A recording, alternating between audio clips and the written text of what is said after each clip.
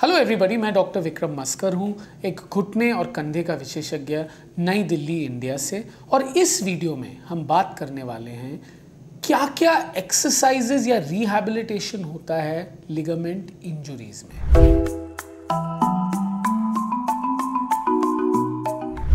Rehabilitation क्या है? Rehabilitation में दो चीज़ें होती हैं। एक होता है एक्सरसाइज, जो आप जानते ही हैं। दूसरा होता है एड्स, मतलब ब्रेसेस, पट्टियां जो आप लगाते हो घुटने को संतुलित करने के लिए। तीसरा होता है परहेज, क्या क्या नहीं करनी चाहिए।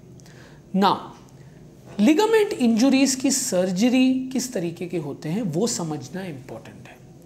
नाउ सर्जरी जो है वो मेनली दो कैटेगरी में बटे हुए हैं। एक होता है रिपेयर सर्जरी। रिपेयर सर्जरी मतलब क्या? जो चीज टूटी हुई है उसी को वापस जोड़ना। दूसरा होता है रिकंस्ट्रक्टिव सर्जरी। रिकंस्ट्रक्ट मतलब फिर से बनाना। कभी कभी जब लिगामेंट्स टूटती हैं वो ऐसे टूटती हैं कि वो वापस जुड़ नहीं पाते हैं या आप जोड़ नहीं सकते, क्योंकि वो बिल्कुल बिखर गए हैं, मल्टीपल पीसेस में हैं या ये छोटे हो गए हैं इत्यादि। इसमें आप पुराने लिगामेंट पे भरोसा नहीं कर सकते। आपको एक नया लिगामेंट चाहिए होगा, जो मेरे जैसे विशेषज्ञ जो है आप ही के बदन से स्पेयर पार्ट लेके एक नया लिगामेंट बनाते हैं, जो पुराने लिगामेंट का काम करने लग जाते हैं। इन दोनों चीज़ों में सबसे बड़ी डिफरेंस क्या है? आप सोचो, आपके घर में जब कोई कुर्सी टूट जाती है और आप एक कारपेंटर को बुलाते हो, आपका ये फेवरेट कुर्सी है, तो आप कारपेंटर को बोलते हो, कारपेंटर साहब प्लीज़ इसको जोड़ दो। तो कारपेंटर जोड़ देता है। फिर वो बोलता है, सर या मैडम प्लीज़ आप इसके ऊपर मत बैठिए थोड़ी देर के लिए। क्यों? क्योंकि जब आपने रिपेयर किया है, आपने ग्लू इत्यादि लगाया है, वो जुड़ना चाहिए वहाँ पे। तब तक के लिए सावधानी बरतना बहुत इंपॉर्टेंट है।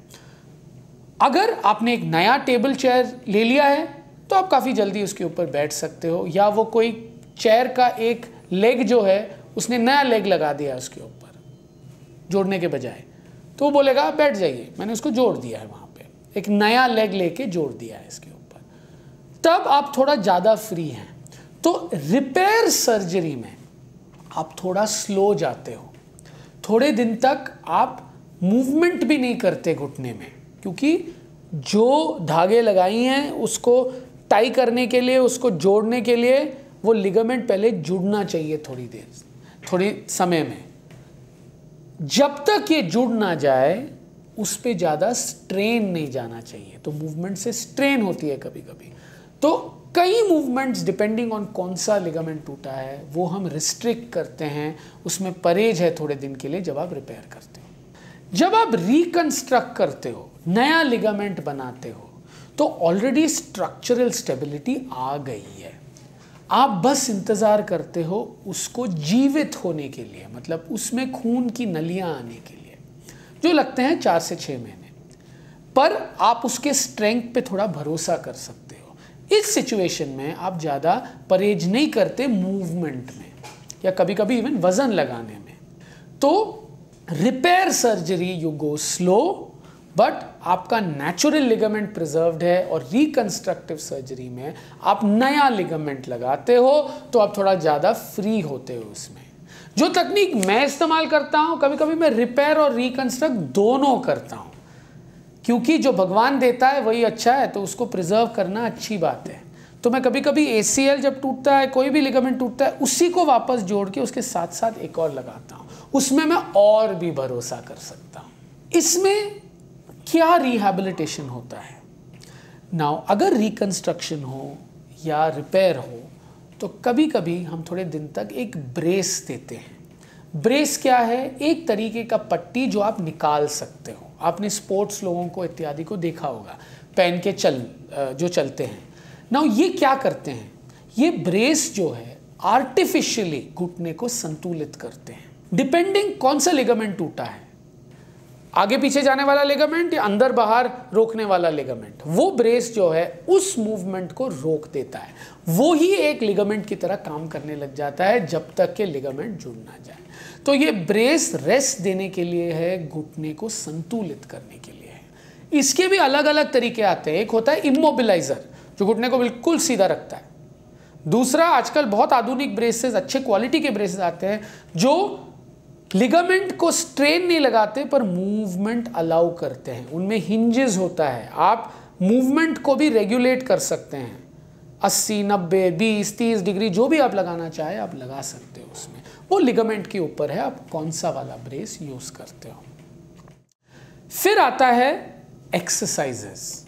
नो, एक्सरसाइजेस जो है वो बटे हुए हैं 2 मेन टाइप्स ऑफ एक्सरसाइजेस। एक है मूवमेंट एक्सरसाइजेस, क्योंकि जोड़ का काम है मूवमेंट देना।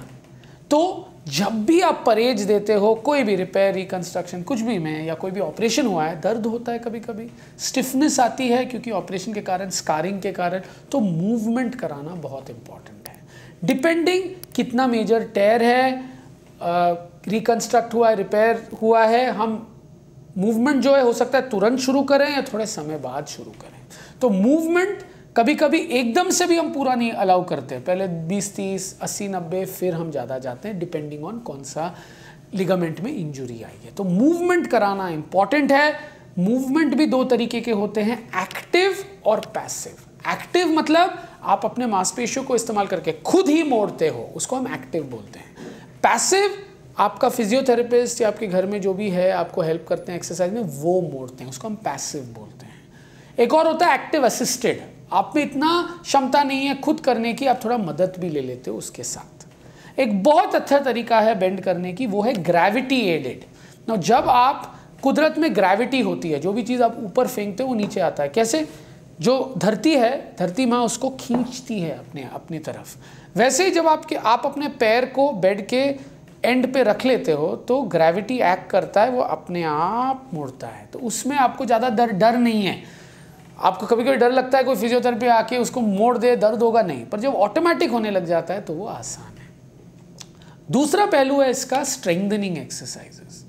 नाउ, घुटने का सबसे अच्छा दोस्त मांसपेशियां हैं। सबसे इंपॉर्टेंट मांसपेशियां आगे वाली मांसपेशियां हैं, जांग के मांसपेशियां हैं, जिसको हम क्वाड्रिसेप्स बोलते हैं, और पीछे वाली मांसपेशी जिसको हम हैमस्ट्रिंग बोलते हैं। नाउ, इन दोनों मांसपेशी की एक्सरसाइज करना बहुत ही इंपॉर्टेंट है। उसके अलावा हम ऊपर और नीचे वाले जोड़ की भी वर्जिश करते हैं, क्योंकि याद रखिएगा गाड़ी एक ही पहिए से नहीं चलती, उसके 4 पहिए होते हैं। तो पूरी बॉडी इन सिंक जब काम करेगा तभी एफिशिएंटली काम कर सकता है। तो उनको भी मजबूत करना बहुत इंपॉर्टेंट है। कभी कभी अगर एक बहुत मेजर रिपेयर है, डॉक्टर को लग रहा है कि थोड़ा हमें परहेज रखना पड़ेगा, वो वॉकर, क्रचेस भी दे सकते हैं आपको। नाउ, वॉकर पे जब आप चलते हो सकता है वो बोले पूरा वजन लगा के चलो, बस एक सपोर्ट की तरह यूज़ करो, आधा वजन लगा के चलो, या बिल्कुल वजन ना लगा के चलिएगा। जब हम थोड़ा वजन लगाने की अनुमति देते हैं तो हो सकता है बस एक क्रच से आप चल सकते हो।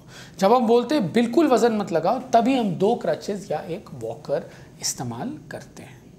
तो थोड़ी सी टिप्पणियाँ कि आप कैसे सावधानी से और अच्छी तरीके से अपने एक्सरसाइजेस कर सकते हो बेस्ट रिजल्ट्स के लिए।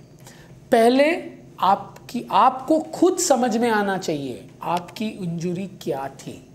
जब तक कि आप नहीं समझोगे तब आप गलतियां कर सकते हो। तो आपके डॉक्टर से ज़रूर पूछिएगा कि कैसे इंजरी है, थोड़ा समझने की कोशिश करिएगा कि ये इंजरी कैसे है और ये जो है ये ख़राब कैसे हो सकती है अगर आप सही परहेज नहीं फॉलो करो। तो लिगामेंट पे स्ट्रेच नहीं आनी चाहिए। तो जो डॉक्टर आपको बताएगा उसको फॉलो करो to the T. Understand your injury, follow the instructions properly. Third, listen to your body. घुटने की बात सुनो, वो बात करेगा दर्द के द्वारा। दर्द की बात आप सुनोगे, घुटना भी आपकी बात सुनेगा। तो जोर का झटका हमेशा घुटने को धीरे से लगना चाहिए। अपना काम कराओ इससे, पर उसकी भी बात सुनो। आइसिंग करना अर्ली ऑन आपको बहुत हेल्प देगा, क्योंकि वो सूजन को कम करता है। पेन किलर्स कभी कभी काफ़ी दिन तक हम यूज़ करते हैं, क्योंकि इंपॉर्टेंट है मूवमेंट और स्ट्रेंथ ले आने के लिए। तो बहुत कंजूसी मत करना, अपने प्रॉब्लम्स को समझो, हेल्थ प्रॉब्लम्स को। पेन किलर्स कॉन्ट्राइंडिकेटेड नहीं होने चाहिए। अगर ठीक है तो आप ले सकते हैं safe and effective pain killers आपके डॉक्टर के गाइडेंस के द्वारा। टेक ब्रेक्स, याद रखो अपने घुटने पे हावी मत हो।